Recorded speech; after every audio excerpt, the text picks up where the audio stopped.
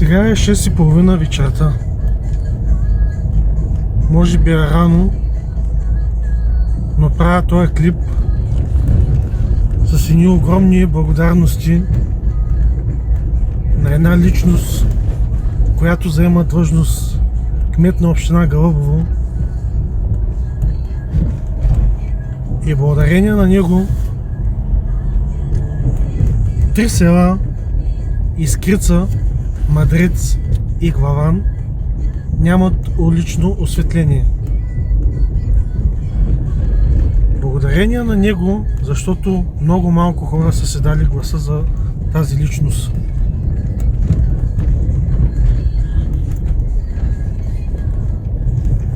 Затворени са пенсионерските клубове на селата. Ритуалната зала на село Главан също е затворена. Ако някой иска нещо да направи там, не може.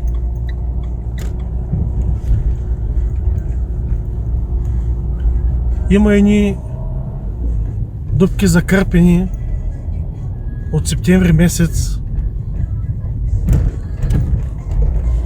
Половината са готови, другата половина не са. И пак благодарение на тази личност, защото хората от селото не са гласували всички за него.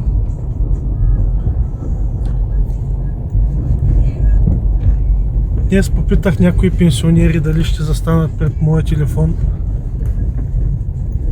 да кажат от кога продължава това, а отговорът беше, че да не се занимавам с него и да си търпим.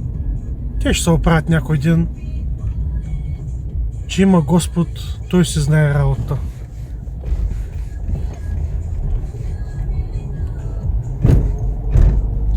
А пак за пътищата в общината може би са много хубави. В кавички, нали?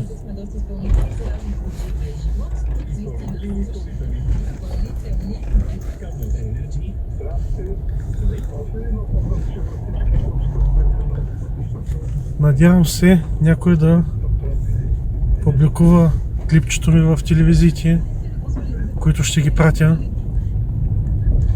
Надявам се да дойде някой да види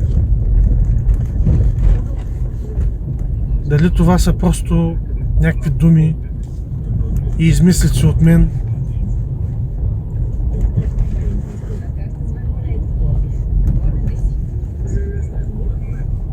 или това е реалността.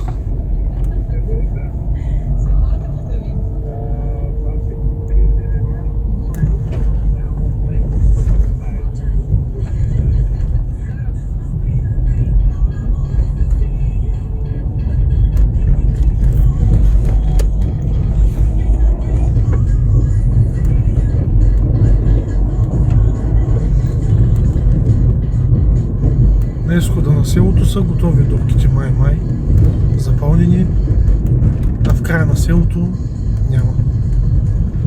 Стоят си изрязаните дупки.